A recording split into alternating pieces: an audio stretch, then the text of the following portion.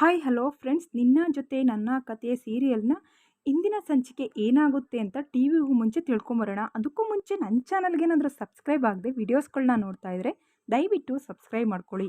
ಇನ್ನು ಅಜಿತ್ ಅಂತೂ ಎಲ್ಲರ ಮುಂದೆ ಅಶ್ವಿನಿಯ ಒಂದು ಮುಖವಾಡವನ್ನು ಚೇಂಜ್ ಮಾಡ್ತಾ ಇರ್ತಾರೆ ಅಂತ ಹೇಳ್ಬೋದು.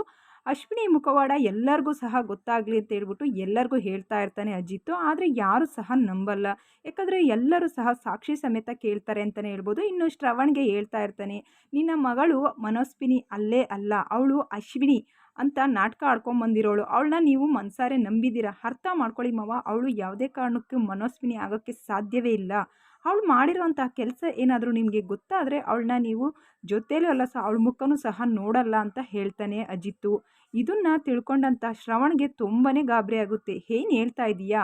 ಯಾವಾಗಲೂ ನನ್ನ ಮಗಳು ಮನೋಸ್ವಿನಿ ಮೇಲೆ ನಿನಗೆ ಕಣ್ಣು. ಯಾಕಂದರೆ ಅವಳನ್ನ ನೀನು ಮದುವೆ ಆಗಬೇಕಾಗುತ್ತೆ ಅನ್ನೋ ಒಂದು ಸಂದರ್ಭ ಬರುತ್ತೆ ಅಂತ ಈ ರೀತಿಯ ಮಾತಾಡ್ತೀಯ ಅಂತ ಹೇಳ್ತಾನೆ.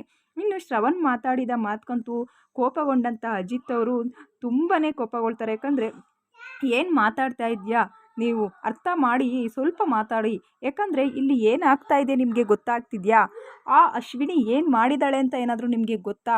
ಅಶ್ವಿನಿ ಮೊನ್ನೆ ನಡೆದಂತಹ ಒಂದು ದೇವರ ಕಾರ್ಯದಲ್ಲಿ ಸೀರೆಯಲ್ಲಿ ಅಂದರೆ ಸೀರೆಯ ಒಂದು ಮದುಮಗಳ ವೇಷದಲ್ಲಿ ಅವಳು ಮುಸ್ಕಿನ ಒಳಗೆ ನಮ್ಮ ಭೂಮಿ ಬದಲು ಅವಳು ಕುಂತಿದ್ಲು. ಆ ಒಂದು ಚಿತ್ರ ನಿಮಗೆ ಗೊತ್ತಾ? ಆ ಒಂದು ಸನ್ನಿವೇಶ ನಿಮಗೆ ಗೊತ್ತಾ? ಇವೆಲ್ಲ ಸತ್ಯವನ್ನು ಸಹ ಶ್ರವಣ್ಗೆ ಸರಿಯಾಗಿ ತಿಳಿಪಡಿಸ್ತಾನೆ. ಇದನ್ನೆಲ್ಲ ತಿಳ್ಕೊಂಡಂಥ ಶ್ರವಣ್ಗೆ ಆಶ್ಚರ್ಯ ಆಗುತ್ತೆ. ಏನು, ನಮ್ಮ ಮನೋಸ್ವಿನಿ ಈ ರೀತಿ ಮಾಡ್ತಾಳ? ಅವಳು ಮನೋಸ್ವಿನಿ ಅಲ್ಲ ಮಾವ, ಅವಳು ಅಶ್ವಿನಿ. ಅರ್ಥ ಮಾಡ್ಕೊಳ್ಳಿ. ಎಷ್ಟು ಸಾರಿ ಹೇಳಿದ್ರು ನೀವು ಅದನ್ನೇ ಹೇಳ್ತಾ ಇದ್ದೀರಾ. ಸಾರಿ ಸ್ವಲ್ಪ ಅರ್ಥ ಮಾಡ್ಕೊಳ್ಳಿ ಮಾವ, ಇಲ್ಲಿ ಏನಿದೆ ಅನ್ನೋದನ್ನ ನೋಡಿ ಫ್ಯಾಕ್ಟ್ ಅಂತ ಹೇಳ್ತಾನೆ. ಇನ್ನು ಅಲ್ಲಿ ಮನೋಸ್ವಿನಿ ಅಂತ ಮಾಡ್ತಾ ಇರುವಂತಹ ನಾಟಕ ಅಶ್ವಿನಿ ಅವಳಿಗೆ ತುಂಬ ಗಾಬರಿ ಆಗುತ್ತೆ. ಏನು ಮಾಡೋದು? ನಾನು ಇಲ್ಲಿ ಸಿಗಾಕೊಳ್ಳೋ ಪರಿಸ್ಥಿತಿ ಬಂದ್ಬಿಡ್ತು, ಏನು ಮಾಡೋದು ಅಂತ ತುಂಬಾ ಭಯ ಆಗ್ತಾ ಇರುತ್ತೆ. ಇನ್ನು ಶ್ರವಣ್ಗೆ ಎಲ್ಲನೂ ಸತ್ಯನ ಬಿಡಿಸಿ ಹೇಳ್ದ ಅಜಿತ್ತು ಎಲ್ಲರೂ ಸಹ ಅಲ್ಲಿ ಗಾಬರಿ ಪಟ್ಟಿರ್ತಾರೆ. ಯಾಕಂದರೆ ದೇವಯಾನಿಗೂ ಸ್ವಲ್ಪ ಆಶ್ಚರ್ಯ ಆಗುತ್ತೆ. ಅಂದರೆ ಇವಳು ಏನು 2 ಥರ ಆಟ ಆಡ್ತಾ ಇದ್ದಾಳೆ, ನಮಗೂ ಸಹ ಮೋಸ ಮಾಡ್ತಾ ಇದ್ದಾಳೆ.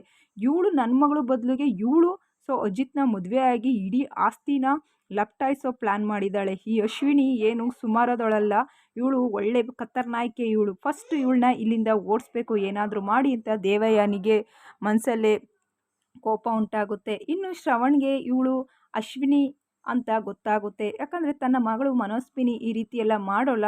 ಎಲ್ಲ ನಿಜಾನು ತಿಳಿಸಿದಂಥ ಅಜಿತ್ಗೆ ಒಂದು ಥ್ಯಾಂಕ್ಸ್ ಹೇಳಬೇಕು ಅಂತ ಅಂದ್ಕೊಳ್ತಾನೆ. ಯಾಕಂದರೆ ಇನ್ನೂ ಸರಿಯಾಗಿ ತಿಳಿದಂಥ ಶ್ರವಣು ಇವಳೇ ನನ್ನ ಮಗಳು ಮನೋಸ್ವಿನಿ ಅನ್ನೋದೇ ಮನಸ್ಸಲ್ಲಿರುತ್ತೆ. ಆದರೆ ಇಡೀ ಸತ್ಯನ ಅಜಿತ್ತು ಪರಿಯಾಗಿ ತಿಳಿಸೋದ್ರ ಮೂಲಕ ಇಲ್ಲಿ ಮನೋಸ್ವಿನಿ ಯಾರು ಅಂತ ನಾವು ಖಚಿತಪಡಿಸ್ಕೊಬೋದು ಅಂತಲೇ ಹೇಳ್ತಾ ಇದ್ದೀನಿ. ಈ ವಿಡಿಯೋ ಏನಾದರೂ ಇಷ್ಟ ಆದರೆ ಲೈಕ್ ಮಾಡಿ, ಹಾಗೆ ಕಮೆಂಟ್ಸ್ ಮಾಡಿ.